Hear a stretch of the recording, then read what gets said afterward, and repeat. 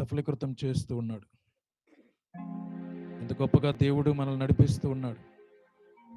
ఈ శ్రమల కాలంలో మొదటి రోజు నుండి, ప్రారంభ రోజు నుండి కూడా ఈ రోజు వరకు కూడా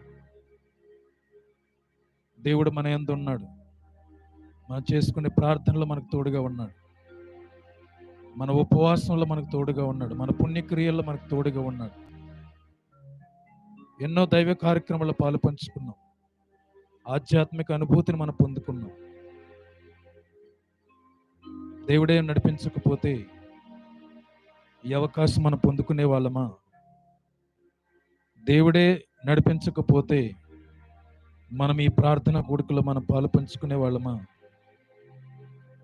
దేవుడు ఎంత గొప్పవాడో మనం తెలుసుకుందాం. ప్రియమైనటువంటి సహోదరి సహోదరులారా, మాటల ద్వారా మన దేవుని స్తుతించకపోవచ్చు, కానీ స్తుతి గీతం ద్వారా